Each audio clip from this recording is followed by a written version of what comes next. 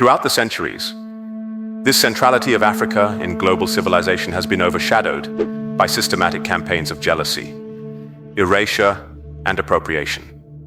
Powerful interests recognize the continent's wealth, not only in natural resources, but also in knowledge, art, and innovation. I will point out a series of historical instances where African history was attacked, diminished, or stolen. The creation of the Aswan High Dam, constructed from 1960 to 1970, along the Nile River in southern Egypt, stands as a double-edged sword. On the one hand, it brought hydroelectric power and irrigation benefits to the region. On the other hand, its reservoir, Lake Nasser, submerged vast tracts of Lower Nubia, a region rich in archaeological treasures and home to Nubian communities whose histories stretch back to the ancient kingdoms of Kush, and indeed predate that of ancient Egypt. Temple complexes, burial sites, and ancient dwellings were swallowed by the rising waters. Although UNESCO mounted an international campaign to save some monuments, most famously the Great Temple of Abu Simbel, innumerable other relics disappeared beneath the flooding waters of Lake Nasser. Recent studies have demonstrated that southern regions, specifically Nubia and areas within present-day Sudan, were central to the emergence of Kemetic, ancient Egyptian civilization. This aligns with the writings of the Kemites themselves, who noted that their ancestors came from these southern lands before moving northward to establish a new civilization. Despite this evidence, many mainstream narratives continue to obscure or ignore the ancient texts, instead suggesting that the Kemites may have originated in Europe or Asia. However, the historical and archaeological record makes it clear that the question of Kemetic origins has been largely settled. Nubia and Sudan were part of the Kemetic heartland, and the Kemites revered deities they believed had been born there. Chief among them was the god Amen, held to be the supreme deity of Kemet, whose birthplace was said to be Jebel Barkal, a mountain located in what is now Sudan. The discovery of the Rosetta Stone in August 1799, near the town of Rosetta, modern-day Rashid, in Egypt, changed our understanding of ancient civilizations forever. Carved from black basalt and measuring roughly 3 feet, 9 inches by 2 feet, 4 inches. This artifact bears a decree issued during the reign of Ptolemy Epiphanes, written in 3 scripts: Egyptian hieroglyphics, Demotic script, and Greek.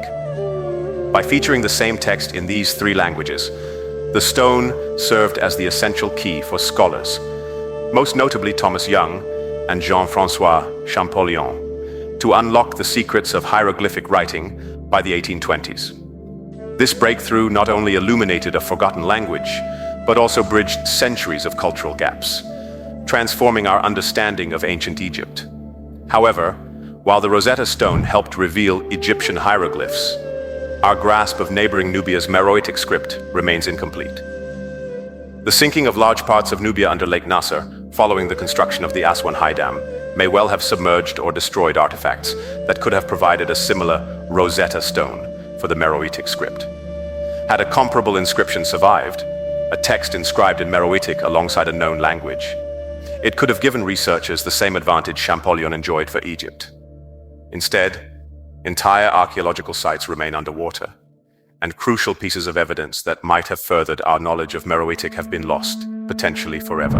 In the 19th century, treasure hunter Giuseppe Ferlini rampaged through the pyramids and tombs of Meroe, the heartland of the ancient Kushite civilization, located in present-day Sudan.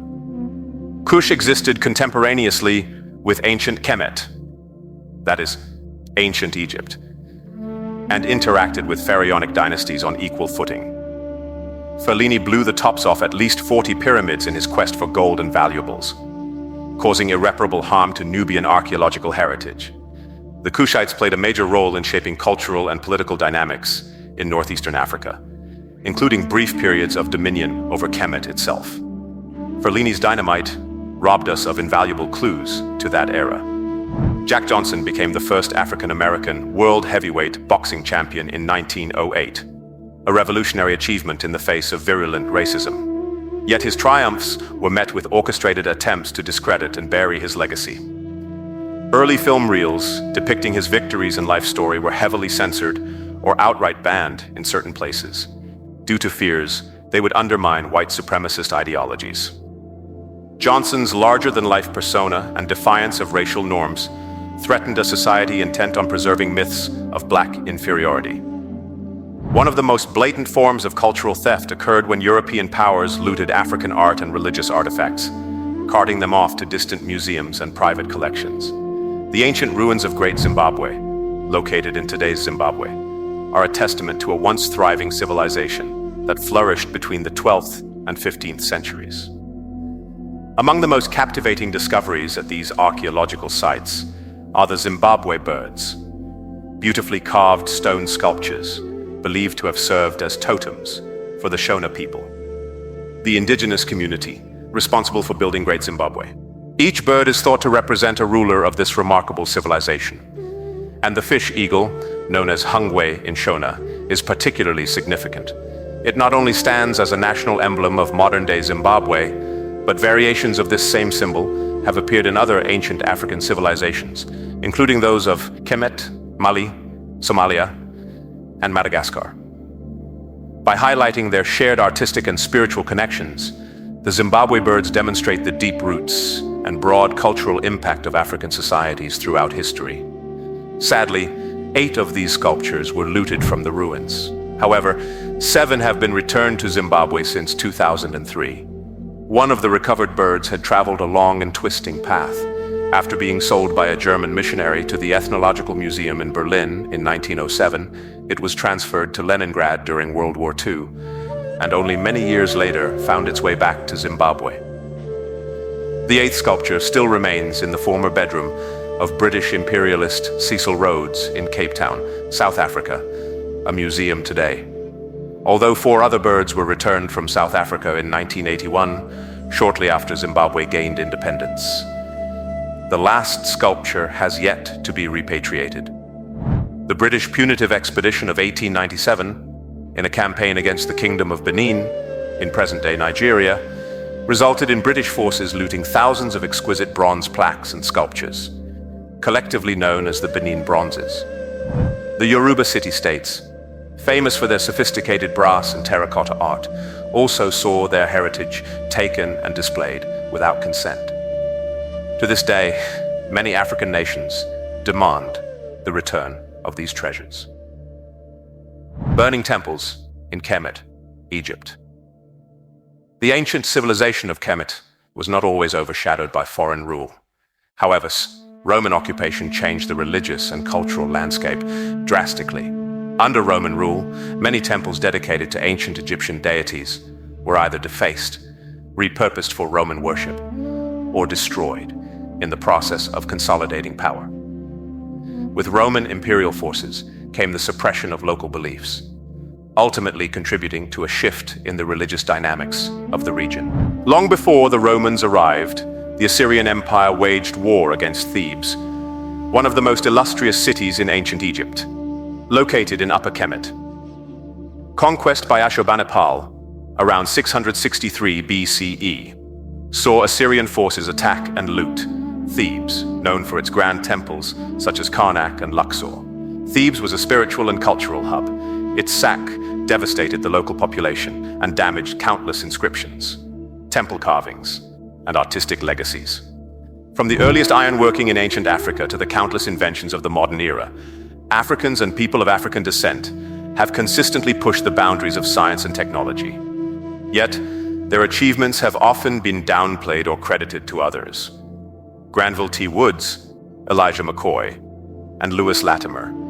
These African-American inventors revolutionized railroad safety, lubrication for steam engines, and modern electric lighting, respectively. They faced systemic barriers and frequently saw their patents challenged. Denying recognition to Black inventors narrows the horizons of young people who need to see reflections of their brilliance in the historical record. While the physical destruction and theft of Africa's heritage constitute grave offenses, the distortion of historical information is an even more pervasive threat.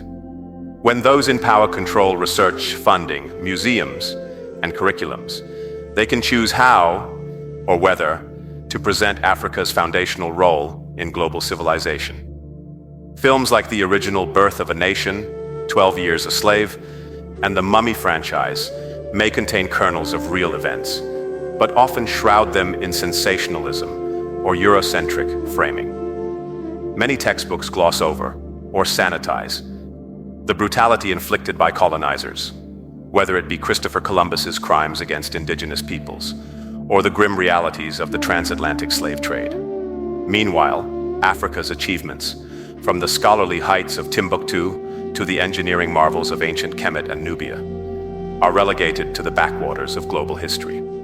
This strategic removal from core curricula perpetuates ignorance, allowing stereotypes to fester, and preventing African descendants from understanding the true depth and majesty of their lineage. As Dr. John Henrik Clarke taught us, the resurrection of African history is not an exercise in romanticism.